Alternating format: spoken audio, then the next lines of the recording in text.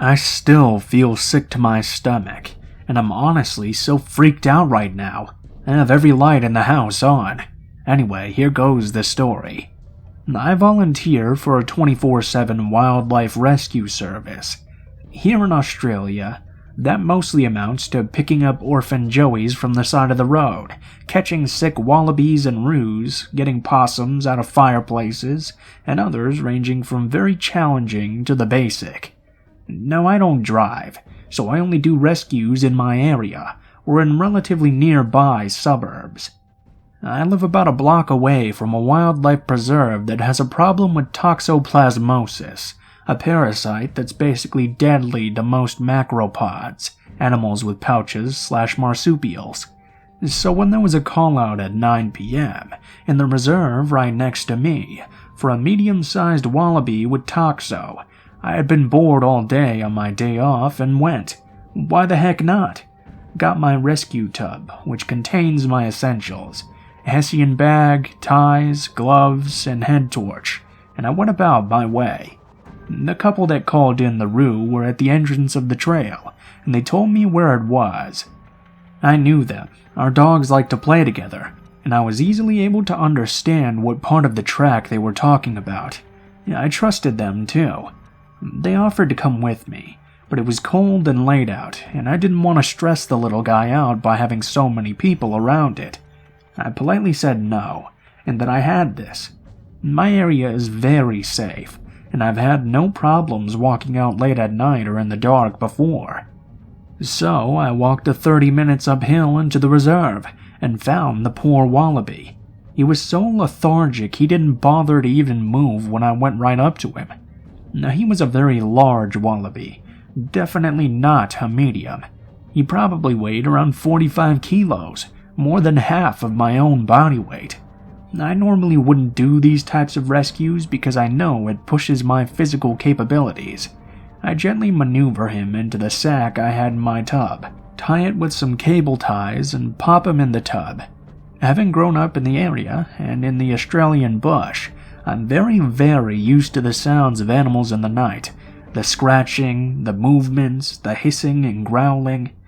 Since I had my head torch on, the entire time I could see where my feet were going, so I was fine. You develop a sixth sense of sorts. I knew the sounds so well. I was a nighttime bush tour guide a few years ago before I got sick. When I get a hair-raising feeling on the back of my neck, I know something isn't right. And as sure, every hair on my body seemed to stand on end at that moment. I was on the balls of my feet, scanning the surrounding area. I thought it might be a snake or a lost dog or something. Nothing. Confused, but still trusting my gut, I slowly start to travel back down the trail. The wallaby was too heavy, so I had to stop every few meters and put it back down to stop the tub from cutting up my hands. Suddenly there was a large crack and movement to my rear left. I spun around and started internally freaking out. There was no animal sound I knew. It had to be a person. It was way too big, and there was a sudden silence like whatever had made the noise had stopped or was stalking. I decided to just fuck it. I pulled on my gloves, hoisted the wallaby over my back, and turned off my light. I started booking it down the trail, sticking to the right side just along the edge of the trees. I left my tub behind even. I doubt anybody would take it, and honestly, I was freaking out so much I couldn't give a fuck. Luckily, it was mostly downhill, so I got out of there in maybe 20 minutes or so. Every now and then, I could hear a distinctive rustling or crunching of dead bark on the ground. It was way too big for any animal in my area, let alone one that would follow a human. The entire time, my instincts were screaming at me to run. I was gripping the bag over my shoulder for dear life, and didn't even stop when my shoulder was screaming in pain to stop and rest. I made it out and down several streets, well into the tight-knit neighborhood, and into the light before I dared to stop. I couldn't bring myself to look over my shoulder. I could feel someone watching me. I started to cry as I made my way home only a few streets away. I told my mom, and she looked very worried. She lightly scolded me for going out like that, even though we'd both done this kind of thing before. I called up my best friend and she came over for the night to come with me to try and find my rescue tub the next day. This morning, another rescuer came to take the sick Roo to the vet, and me and Risa went back up to the bush. We found it. The heavy-duty plastic tub had been smashed to pieces, like someone had kept jumping on it. It was only half intact. There were butts of what I could only assume were rolled cigarettes, and an empty needle on the ground. I just silently picked up my broken tub and threw it away when I got home. I don't think I'll be going out at night for a long, long while.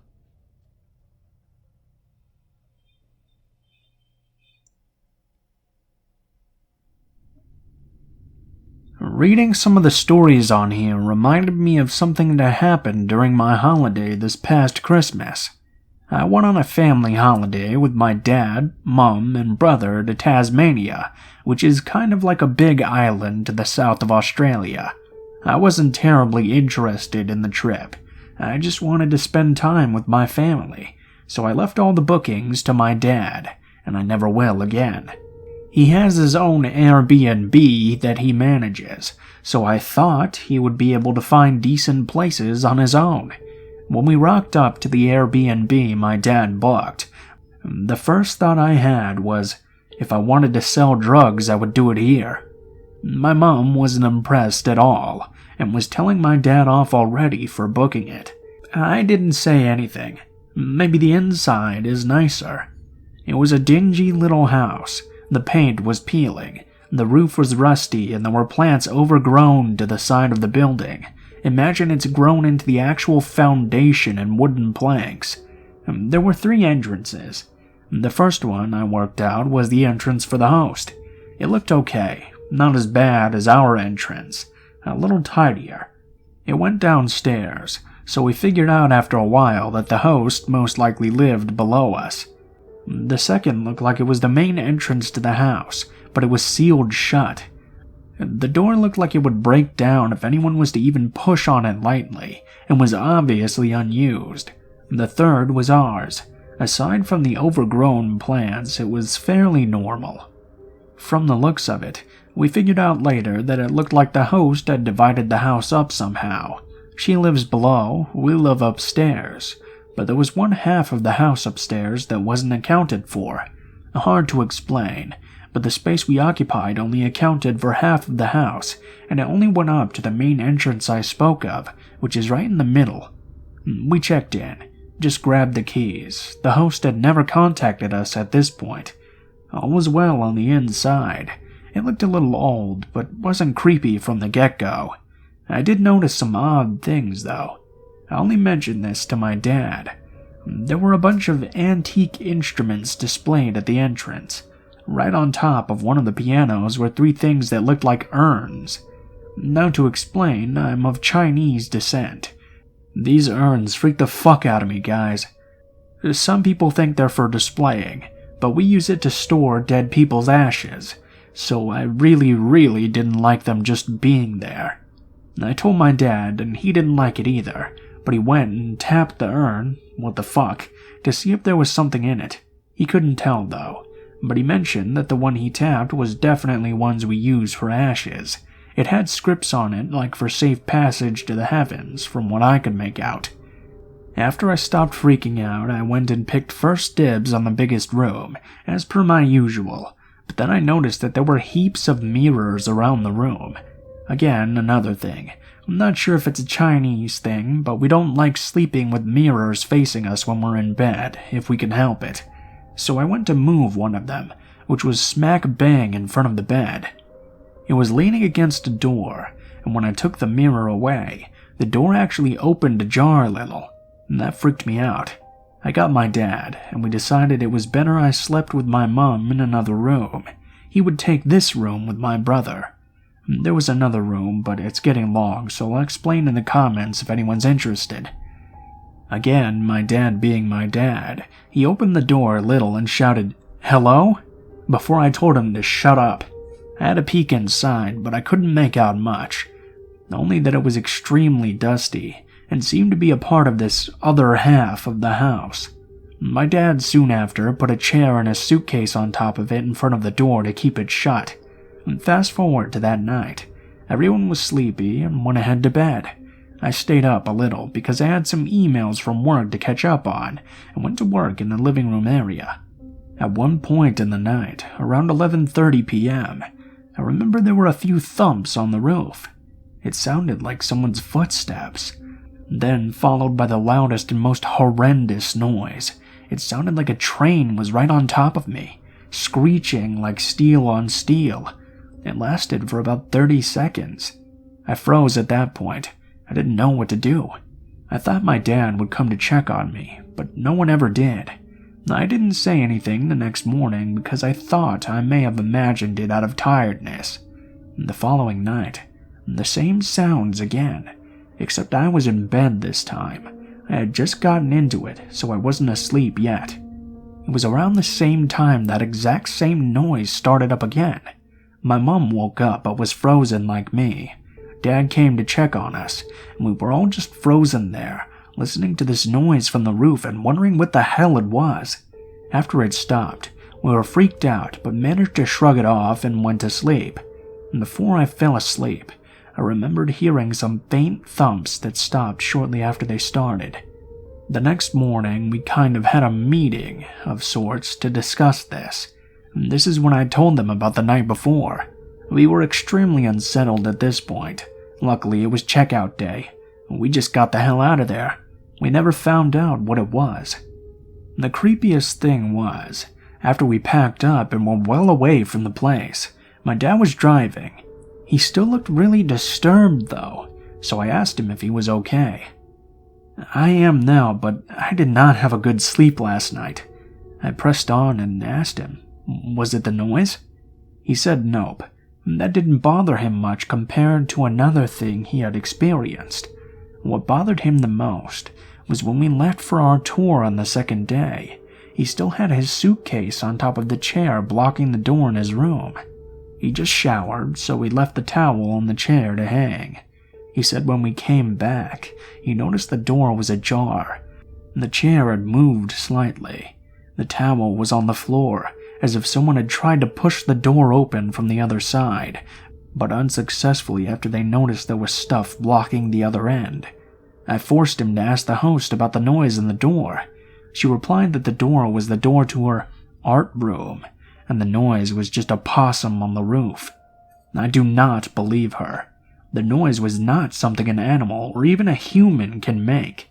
Airbnb host, I hope we do not meet, like ever.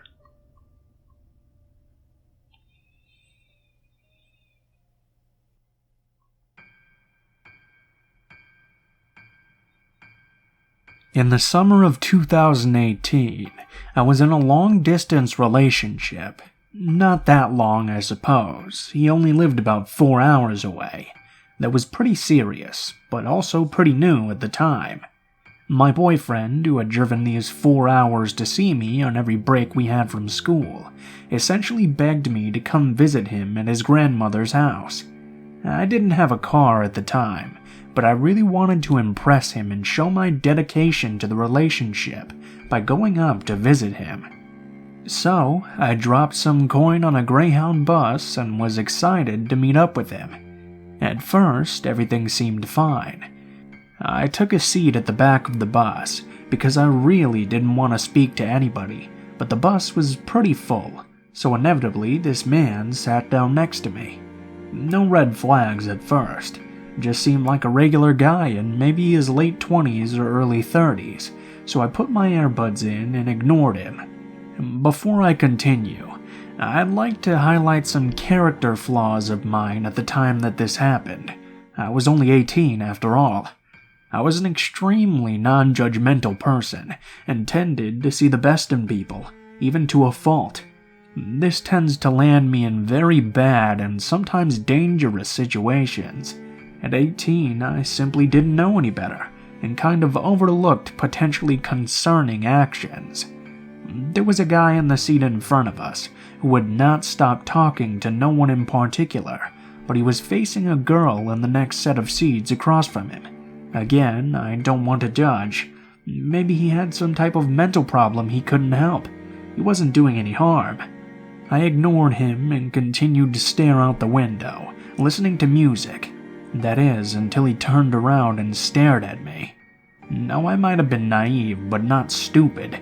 A chill ran through my spine as I made eye contact with this man. He had these cold, callous eyes, and his skin lacked so much saturation, it looked like he'd been coated in dust. I take out my earbuds, and he immediately turns to the man next to me. They begin to engage in conversation. I was really set on edge when I overheard them discussing how they were both ex-convicts that very recently got out of prison. Remember me being non-judgmental? I figured maybe they'd served prison time for something that was minor, given their access to a public bus. I'm not sure how much all of that works. Obviously, they don't do background checks for a Greyhound bus, but still, I tried not to think anything of it. The man in front of us turns to me now. I can't remember exactly what he said, but he called me baby, which kind of freaked me out. I couldn't say I wasn't used to it. I figured it was just another grown-up creep hitting on me. Annoyed, I put my earbuds back in and ignored him until the bus stopped at a rest stop. Most of the people got off, including the guy next to me, leaving just me and the man in front of me in the back of the bus. He asked if I would come up and sit next to him to make some friendly conversation. My dumbass actually did it. Keep in mind that I was 18 and unfathomably stupid. I also lacked those gut feelings you get when something is wrong. He starts telling me that he just got out of prison, and he hasn't seen a woman in a long time. I said something along the lines of, "That's unfortunate," and inched away from him. He scooted over to me so that our legs were touching, and that's when my heart rate really started to pick up. The next thing I know, his hands are on me. He'd wrapped them around my waist and went on and on about how small I was, then commented again on how it had been so long since he last touched a woman. I was paralyzed. I had no idea what to do. He kept going on about how I should be a model while continuing to grope me. Again, I was absolutely terrified and couldn't bring myself to move. Soon enough, everybody got back on the bus, including the guy who sat next to me, who shot the other man a weird look that prompted him to let me go. I scrambled out of the seat and still sat behind him, not knowing what to do, but feeling safer now that other people were on the bus. He didn't bother me again after that, so I just prayed it would stay that way. It gets worse. The bus stops at another rest stop. This time I get off, not wanting to be stuck in that vehicle with him again. I'm just chilling, as much as one can be chill after something like that at least, when a girl I recognized from the bus came up to me. "Hey, that guy that was talking to you just left in a car, but it's circling around the building. He keeps leaving and then coming back. I'm sorry I didn't say anything earlier." I thanked her for the warning, put a hoodie on in the 85-degree weather, and flipped the hood all the way up so he wouldn't see me get back on the bus. Luckily, I didn't see him after that. I was too embarrassed to tell anybody what happened, due to my lack of competence and general understanding of how the world can be. When I met up with my boyfriend, I gave him very vague details, wanting to forget it ever even happened, but now I don't think that's possible.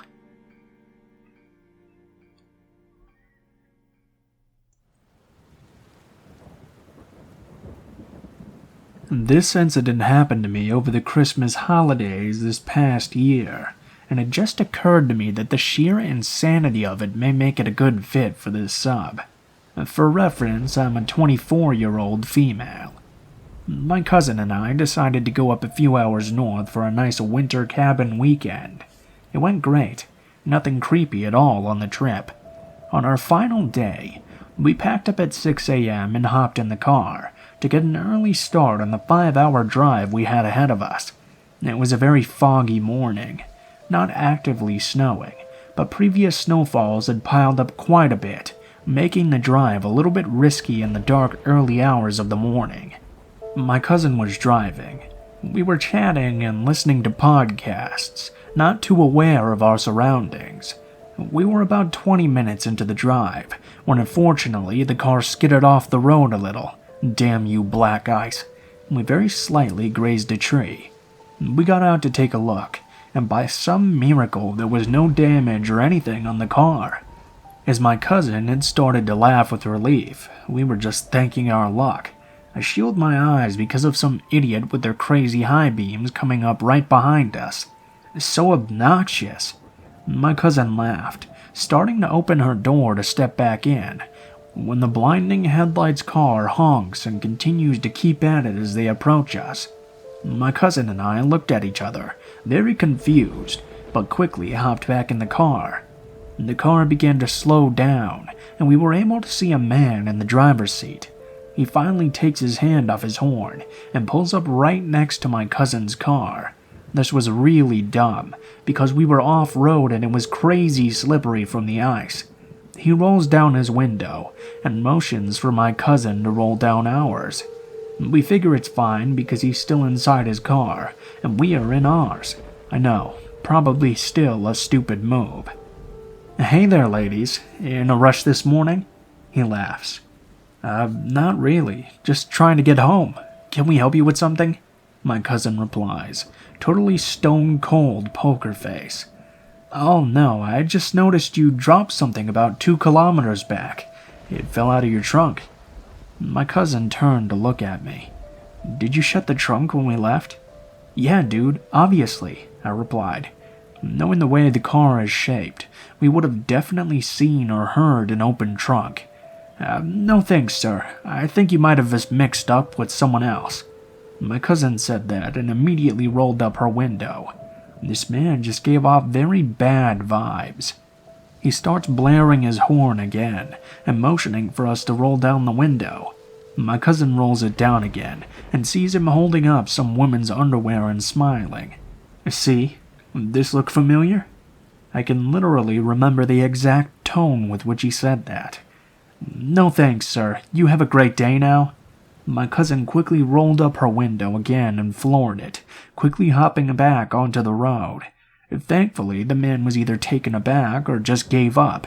We didn't see him again for the next hour or so. My cousin and I were both a little shaken up, but tried to laugh it off since we were safe and hadn't seen his car follow us or anything. About 2 hours into our trip, we got off at an exit to fill up on gas and grab some breakfast at a Starbucks. My cousin and I mobile ordered, and I was gonna quickly run in to grab our food and drinks. It had started snowing at this point, and while the sun had been up for a little bit, it was still foggy and gloomy, making it hard to make out the surroundings. I ran in, and as I reached for our food, someone's arm reached over mine to grab a napkin. I instantly flinched back. When I looked up, I truly almost shat myself. It was the same fucking man. Despite him never getting out of the car, he did have his lights on, and I was able to get a clear view of his face. It was him. I was sure. "Look at us. Just like old friends." He smiled at me. I immediately looked down, grabbed my food, and started walking out of the store. As I left, I heard him talking to the barista saying, "See that beauty queen? That's my beauty queen." What the fuck? I almost had tears in my eyes because I was so terrified. I power walked back to the car, almost tripping outside because I was so scared and not walking like a normal person. I hopped in and screamed, "We need to get back on the road. He's inside the Starbucks." My cousin started laughing, thinking I was pranking her, but she quickly realized that was not the case when the man walked right out the front door a few seconds later, no drink or food in hand.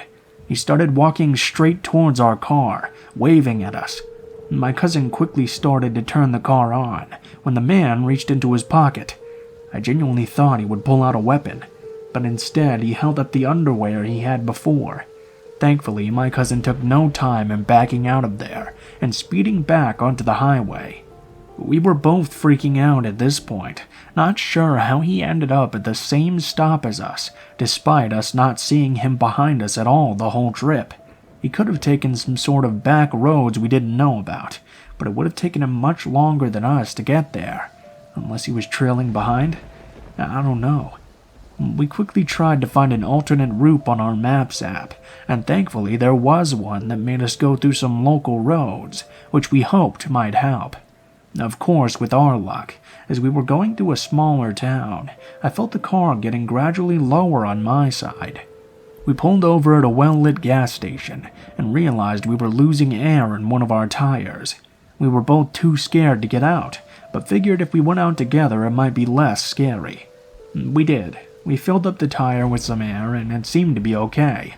We got back in the car, back on our way. Everything seemed fine, until 10 minutes later when this car seemed to appear out of nowhere directly behind us. My cousin and I looked at each other, having no idea what to do if it was the man. Our suspicions were confirmed when he blared his stupid horn again. He quickly swerved off the road to get right next to us, so this time he was on my side. He had his window rolled down and was screaming at us. At this point I give zero fucks and called my brother-in-law, who's a cop. I know I should have called the police directly. It was a stupid move, but in the moment I was trying to justify this as not being that serious. My brother-in-law told us to drive directly to the nearest police station and call them right away so they would be alert. Literally, as he was instructing me, the creep braked his car, just stopped on the side of the snowy, icy road. We were still speeding away, so it quickly got harder and harder to see him. But from what I could make out, he had gotten out of his car and was just sitting on the hood. Just fucking sitting on the hood of his car in freezing, snowy weather. My cousin and I did not want to stop or do anything with about an hour left in our journey. We decided to just book it straight home, and thankfully that was the end of that.